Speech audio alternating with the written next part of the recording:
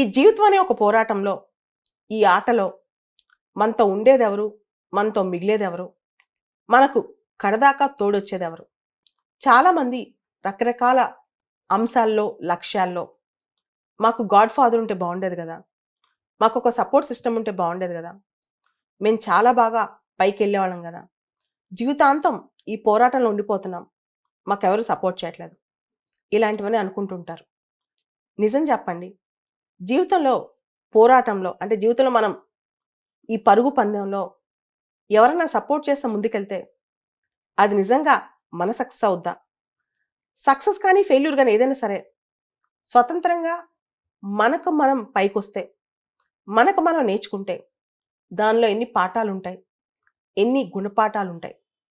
ఒకసారి మనం అర్థం చేసుకుంటే మనకెవ్వరు తోడు రాక్కర్లేదు. ఎవ్వరు మనతో ఉండక్కర్లేదు. మన హీరో మనమే. మన కోసం మనమే. మీరు చూడండి, ముఖేష్ అంబానీ ఉన్నాడు. తనకి వాళ్ళ నాన్న సపోర్ట్. ధీరుభాయ్ అంబానీ. అక్కడి నుంచి ఆయన జీవితం స్టార్ట్ చేశాడు. ఇన్‌ఫాక్ట్ ముఖేష్ అంబానీ ఎలా గొప్పవాడవుతాడు? ధీరుభాయ్ అంబానీ గదా గొప్పవాడు. తను మిడిల్ ఈస్ట్‌లో ఒక పెట్రోల్ బంక్‌లో పనిచేసి, అక్కడి నుంచి అంచెలంచెలుగా ఎదిగి, అంత గొప్పవాడై సామ్రాజ్యాన్ని సృష్టించాడు. అది ధీరుభాయ్ అంబానీ గొప్పతనం.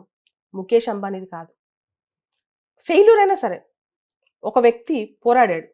ఉదాహరణకి మిల్కా సింగ్. చాలా గ్రేట్ అథ్లెట్. 0.1 సెకండ్ తేడాతో ఒలింపిక్స్ బ్రాంజ్ మెడల్ కోల్పోయాడు. అయినా స్వతంత్రంగానే పరిగెత్తాడు పరుగు పందెం. గొప్ప మిల్కా సింగే. ఇంకెవరు కాదు. అతనికెవరు గాడ్ ఫాదర్ లేరు పరిగెత్తించడానికి. తనే పరిగెత్తాడు. అది తన శక్తే అదంతా. ఇతరుల శక్తి మనకొచ్చుద్దనో, ఇతరుల సపోర్ట్ మనకొచ్చుద్దనో ఇవన్నీ ఆలోచించడం మూర్ఖత్వం, భ్రమ. ఒకవేళ నిజంగా వచ్చినా అది నీ శ్రమ కాదు, నీ రక్తం కాదు, నీ శక్తి కాదు. దానివల్ల ఎంతో కాలం నువ్వు నిలవలేవు కూడా. ఒకవేళ నిలిచినా నీ సంతృప్తి అనేది ఏదో ఒక రోజు సెల్ఫ్ గిల్ట్ క్యారీ అవుతూనే ఉంటది. ఇదంతా మంది కాదు. ఎవరో ఇచ్చెళ్ళింది, ఎవరో మనకు సపోర్ట్ చేసింది అని చెప్పి. ఈ పోరాటంలో ఇదంతా మందే. ఇక్కడ మీకు ఇంకో ఉదాహరణ చెప్పాలి. Shamar Joseph. ఈ అబ్బాయి వెస్ట్ ఇండీస్ క్రికెటర్. పబ్బుల ముందు బాడీగార్డ్‌గా ఉండేవాడు. చాలా పూర్ బ్యాక్‌గ్రౌండ్. యూట్యూబ్ చూస్తూ, లెజెండ్ స్టోరీస్ వింటూ క్రికెట్ అంటే అభిమానం పెంచుకున్నాడు. తనకు దొరికిన దేనితో అయినా సరే క్రికెట్ ఆడటం ప్రాక్టీస్ చేశాడు. అది టెన్నిస్ బాల్ అవ్వచ్చు, ఒక ఫ్రూట్ అవ్వచ్చు, ఏదైనా సరే.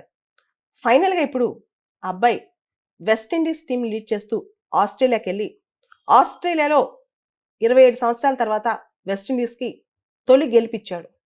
మన ఐపీఎల్ వాళ్ళు కూడా అతన్ని కొనుక్కున్నారు. దాదాపు 3 క్రోర్స్ ఎంతో పెట్టి. ఒక వ్యక్తి సెల్ఫ్ బిల్ట్ అయితే అంత స్ట్రాంగ్‌గా ఉండగలడు. అతనిలో ఉన్న వ్యక్తిత్వం కూడా అంతే స్ట్రాంగ్‌గా ఉంటదనమాట. ఎప్పుడైనా మనతో వచ్చేదెవరు, మనతో మిగిలేదెవరు అనుకుంటే, నీలో ఉన్న వ్యక్తిత్వం, నీ సెల్ఫ్ బిల్డింగ్ కెపాసిటీ అదే నీతో ఫైనల్‌గా ఉండేది. మిగతావేవి నీతో రావు.